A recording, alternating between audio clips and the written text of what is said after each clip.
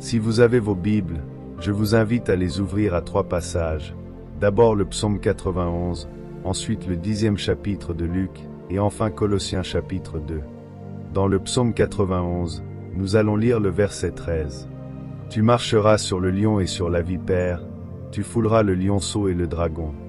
Ensuite, tournons-nous vers le Nouveau Testament dans Luc chapitre 10, verset 19, où Jésus a dit : Voici, je vous donne le pouvoir de marcher sur les serpents et les scorpions et sur toute la puissance de l'ennemi, et rien ne pourra vous nuire. Enfin, dans Colossiens chapitre 2, verset 15, en parlant du Christ, de sa mort, de son ensevelissement et de sa résurrection. Il a dépouillé les dominations et les autorités et les a livrées publiquement en spectacle, en triomphant d'elles par la croix. Alléluia! Si nous nous arrêtions ici, nous pourrions déjà rentrer chez nous en disant : c'était bon d'être ici. Amen, Alléluia. Je suis de plus en plus convaincu aujourd'hui, plus convaincu qu'hier, plus convaincu cette année que l'an dernier, plus convaincu que jamais que si nous n'avons pas la puissance pour faire face aux attaques de Satan dans ces derniers jours, nous serons vaincus. Mais si nous savons ce que dit la parole de Dieu, nous savons que nous marcherons dans la victoire. Cependant, si nous ne savons pas comment, et voyez-vous, beaucoup de gens savent ce qui leur appartient, mais ne savent pas comment obtenir la victoire sur Satan, qui est si puissant, rusé dans ses mouvements et dans ses paroles. Alors, ils sont laissés en déroute spirituellement et physiquement. Qui est derrière ce qui se passe dans ce monde? Vous vous souvenez, dans 2 Corinthiens chapitre 4 verset 4, il est dit que Satan est le Dieu de ce monde. Qui est derrière la vague de criminalité? Satan. Qui est derrière le modernisme qui nie la parole de Dieu? Satan. Qui est derrière l'évolution qui nie la vérité biblique? Satan. Qui est derrière les fausses doctrines et les ministères qui nient le surnaturel? Satan est derrière tout cela. Qui est derrière les maladies et les fléaux qui balaient le monde? La Bible dit concernant Jésus dans Actes chapitre 10 verset 38 qu'il allait de lieu en lieu faisant le bien et guérissant tous ceux qui étaient sous l'oppression du diable. La Bible appelle la maladie une oppression satanique. Qui est derrière l'esprit de servitude qui lie tant d'enfants de Dieu? Qui est derrière les ténèbres qui semblent vous envelopper lorsque vous priez? C'est Satan qui tente de vous priver de la victoire qui vous appartient. Que devons-nous faire? Allons-nous lever les mains en signe de défaite en disant : il n'y a rien à faire? Non, 1000 fois non. Jésus est le vainqueur, Alléluia. Il est écrit qu'il a dépouillé les dominations et les autorités. Ce sont les mêmes puissances avec lesquelles nous devons encore lutter ici-bas. Vous savez, dans Éphésiens chapitre 6, il est dit que nous n'avons pas à lutter contre la chair et le sang, mais contre les dominations, contre les autorités, contre les princes de ce monde de ténèbres, contre les esprits méchants dans les lieux célestes. Mais la Bible dit qu'il les a dépouillés, qu'il les a réduits à néant. Merci à Dieu. Il a vaincu le diable. Il n'avait pas besoin de le vaincre pour lui-même, mais il l'a fait pour nous, en tant que notre substitut. Maintenant, remarquez ce que dit le psaume. Tu marcheras sur le lion. Vous comprenez qu'il y a 2 lions mentionnés dans les Écritures. D'abord, le lion naturel, roi de la jungle. Ici, c'est une image du diable. Mais la Bible parle aussi d'un autre lion, le lion de la tribu de Juda. Gloire à Dieu. C'est le Seigneur Jésus-Christ. Et savez-vous ce que signifie Juda? Cela signifie louange. Il est le lion de la tribu de la louange. La Bible dit que Dieu habite au milieu des louanges de son peuple. Souvenez-vous dans Actes chapitre 16. Paul et Silas étaient en prison, battus, enchaînés. Mais à minuit, ils ont prié, et ils ont chanté des louanges à Dieu. Et c'est pendant qu'ils louaient que la délivrance est venue. Il est le lion de la tribu de la louange. Si vous voulez qu'il agisse, commencez par le louer. Même dans les ténèbres, même dans les moments les plus difficiles, mais le lion représente des forces aussi fortes et féroces qu'un lion. Amen. Donc lorsqu'il parle de marcher sur le lion, il parle de Satan. Dans le psaume 57 verset 4, le psalmiste dit : Mon âme est parmi les lions. Vous avez déjà ressenti cela? Il disait : Mon âme est parmi les lions. Mais grâce à Dieu, nous devons réaliser que même si nous sommes parmi les lions, ils sont impuissants si nous savons comment les affronter. Dans le 2e chapitre de Colossiens, il est dit qu'il a désarmé les principautés et les pouvoirs. Avez-vous déjà lu le voyage du pèlerin? Les pèlerins, en chemin vers le ciel, rencontrent ces lions rugissants, la gueule ouverte. Mais ils ne peuvent pas les atteindre, car ils sont enchaînés. Ils ne peuvent s'approcher que jusqu'à une certaine distance. Avez-vous déjà pensé au fait que le psaume 23 nous appartient aussi? Souvent, les gens le lisent lors des funérailles. Mais lorsqu'il parle de la vallée de l'ombre de la mort, il ne s'agit pas de la mort physique. Car il dit, « L'Éternel est mon berger, je ne manquerai de rien. » Ensuite, il me conduit à travers la vallée de l'ombre de la mort. Donc il est encore vivant. Il dit aussi, « Ta houlette et ton bâton me rassurent. » Et encore, ma coupe déborde. Remarquez qu'il n'est pas encore mort, car il dit, « Oui, le bonheur et la grâce m'accompagneront tous les jours de ma vie. » Il est donc toujours vivant à la fin du psaume 23. Vous voyez, dans cette vie où Satan est le Dieu de ce monde, nous marchons à travers la vallée de l'ombre de la mort. Il y a l'ombre de la mort spirituelle tout autour de nous, maladie, pauvreté, toutes ces choses sont des ombres de la mort. Mais remarquez que ce même psaume dit, « Il dresse une table devant moi en présence de mes ennemis. » Dans le psaume 91, il est question du lion, de la vipère, du jeune lion et du dragon qui seront piétinés. Ce sont des symboles de l'ennemi, Satan et ses cohortes. Et quand il dit « Il dresse une table devant moi en présence de mes ennemis », il parle bien de la présence du diable. Mais loué soit Dieu, sur cette table il y a la victoire. Ce que nous devons comprendre, c'est qu'il prépare cette table en présence de nos ennemis. L'ennemi est présent, et il le restera jusqu'à la fin. Mais comme dans le voyage du pèlerin, les lions sont enchaînés. Ils rugissaient, mais ne pouvaient pas atteindre le pèlerin. De la même manière, nous sommes assis à la table du Père. Le problème de beaucoup de gens, c'est qu'ils gardent les yeux fixés sur l'ennemi. Oui, il est là, mais arrêtez de le regarder. Levez les yeux vers la table, il y a la victoire.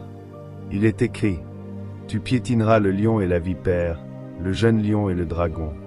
Ils sont sous nos pieds, Amen. » Marcher dessus signifie qu'ils sont en dessous de toi. Et grâce à Dieu, Satan est sous nos pieds, parce que Jésus est la tête de l'Église et nous sommes son corps. S'il a tout mis sous ses pieds, alors cela veut dire que tout est sous nos pieds. Remarquez aussi qu'il est dit que tu piétineras la vipère. Le mot hébreu peut aussi être traduit par aspic, cobra, serpent. Cela ne représente pas un seul serpent, mais une progéniture entière, un nid. Tout cela représente les démons. Mais tu marcheras sur eux. Loué soit Dieu. Le lion représente Satan lui-même, cruel et avide. Les jeunes lions représentent les démons et leurs actions. Mais nous n'avons pas à avoir peur. Car l'Éternel est notre berger, nous ne manquerons de rien. Dans Deutéronome, il est écrit, « Leur vin, c'est le venin des dragons, le poison cruel des aspics. » Dans le Nouveau Testament, dans Romains, il est dit, « Le venin des aspics est sous leurs lèvres. » Dans ce monde, ce venin est souvent dans les paroles des hommes. Il blesse, il attaque, il détruit, mais le lion représente des forces aussi fortes et féroces qu'un lion. Amen. Donc lorsqu'il parle de marcher sur le lion, il parle de Satan. Dans le psaume 57 verset 4, le psalmiste dit, « Mon âme est parmi les lions. » Avez-vous déjà ressenti cela? Il disait, « Mon âme est parmi les lions. » Mais grâce à Dieu, nous devons réaliser que même si nous sommes parmi les lions, ils sont impuissants si nous savons comment les affronter. Dans le 2e chapitre de Colossiens, il est dit qu'il a désarmé les principautés et les pouvoirs. Avez-vous déjà lu le voyage du pèlerin? Les pèlerins, en chemin vers le ciel, rencontrent des lions rugissants, crocs découverts, mais ils ne peuvent pas les atteindre, car ils sont enchaînés. Ils ne peuvent s'approcher que jusqu'à une certaine distance. Avez-vous déjà pensé au fait que le psaume 23 nous appartient aussi? Souvent les gens le lisent lors des funérailles, mais lorsqu'il parle de la vallée de l'ombre de la mort, il ne s'agit pas de la mort physique. Car il dit, « L'Éternel est mon berger, je ne manquerai de rien. » Puis, il me conduit à travers la vallée de l'ombre de la mort. Donc il est encore vivant. Il n'est pas encore mort. Il ajoute, « Ta houlette et ton bâton me rassurent. » Puis encore, « Ma coupe déborde. » Et il termine en disant, oui, le bonheur et la grâce m'accompagneront tous les jours de ma vie. Il est donc toujours vivant à la fin du psaume. Vous voyez, dans cette vie où Satan est le Dieu de ce monde, nous marchons à travers la vallée de l'ombre de la mort. Il y a autour de nous l'ombre de la maladie, de la pauvreté, des ténèbres spirituelles. Mais remarquez, ce même psaume dit, « Il dresse une table devant moi en présence de mes ennemis ». Dans le psaume 91, il est question du lion, de la vipère, du jeune lion et du dragon qui seront piétinés. Ce sont des symboles de Satan et de ses forces. Et quand il dit « Il dresse une table devant moi en présence de mes ennemis », cela signifie que l'ennemi est là, mais que la victoire est là aussi. Le problème de beaucoup de gens, c'est qu'ils gardent les yeux fixés sur l'ennemi. Oui, il est encore là, mais arrêtez de le regarder. Levez les yeux vers la table, la victoire s'y trouve.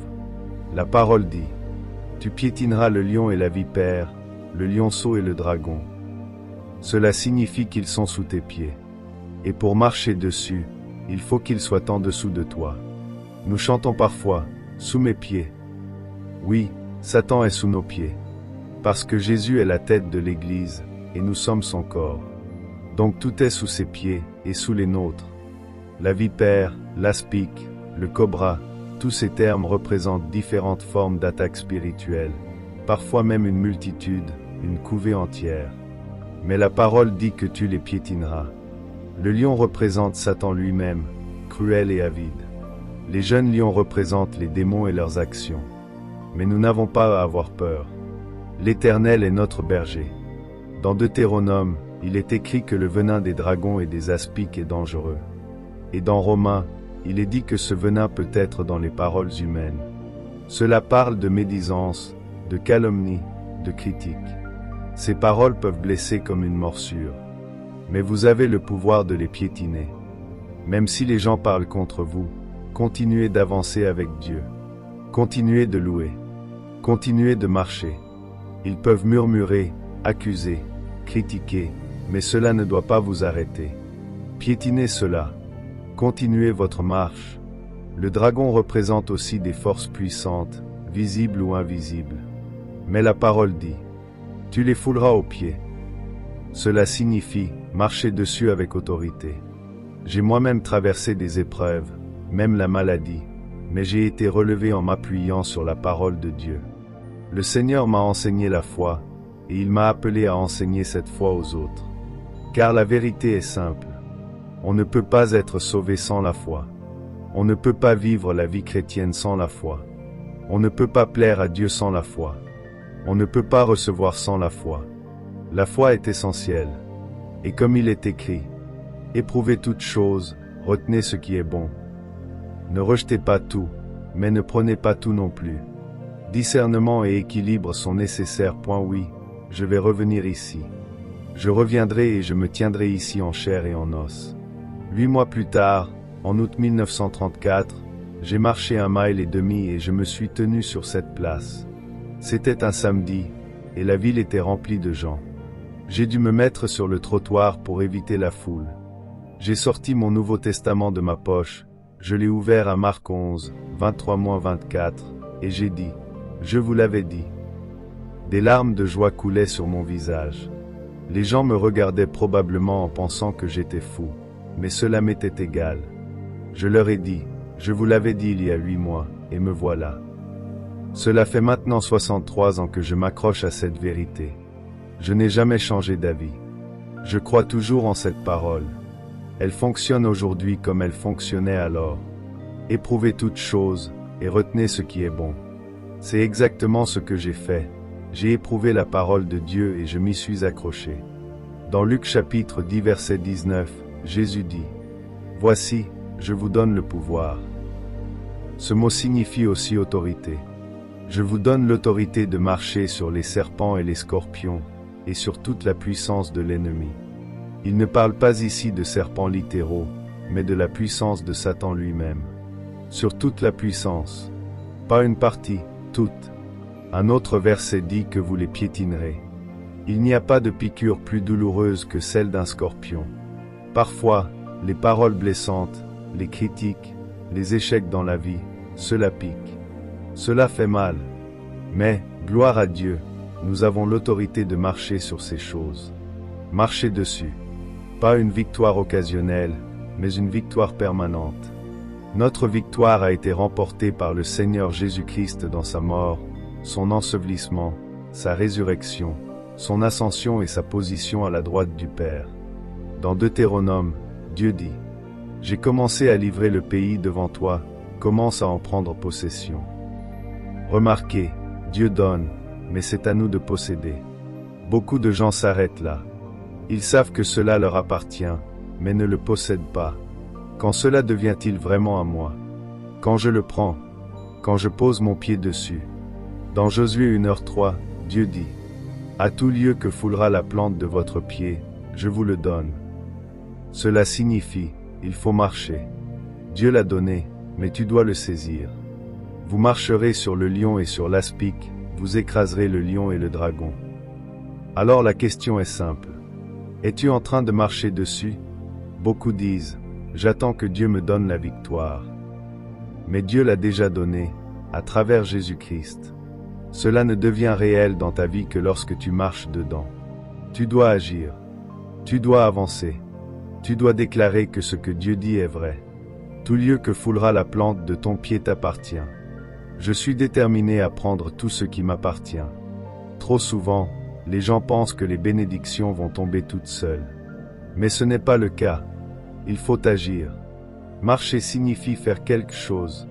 Pas marcher timidement, mais marcher avec assurance, marcher sur le diable.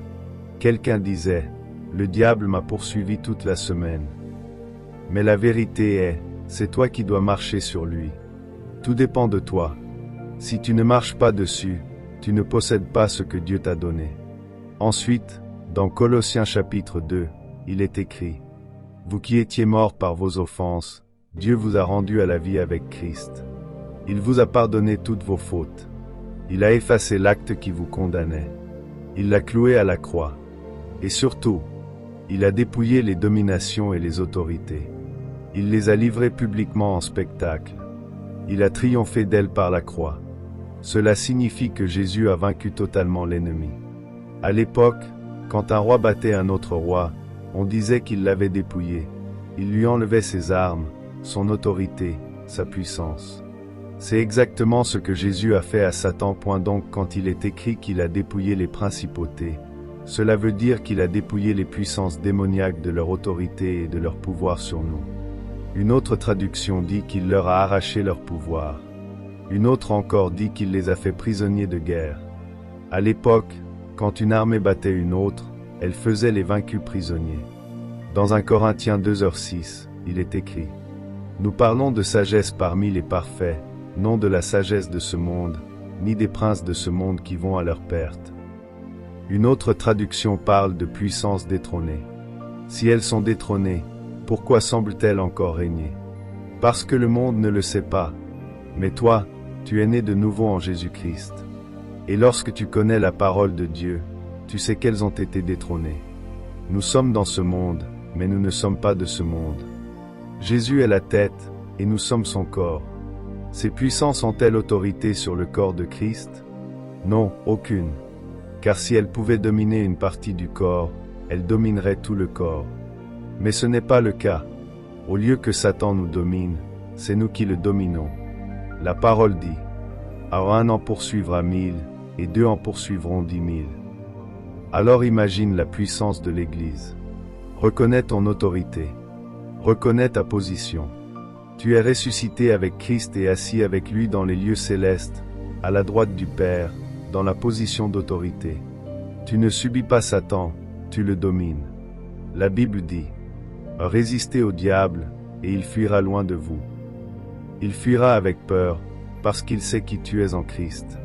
Alors lève-toi et prends ta place. Satan n'a aucun droit légal de régner dans ta vie. Dans Romains 5h17, il est écrit que nous devons régner dans la vie. Tu es appelé à régner. Tu n'es plus sous la malédiction. Tu n'es pas sous la maladie. Tu n'es pas sous la pauvreté. Car Christ t'a racheté de la malédiction.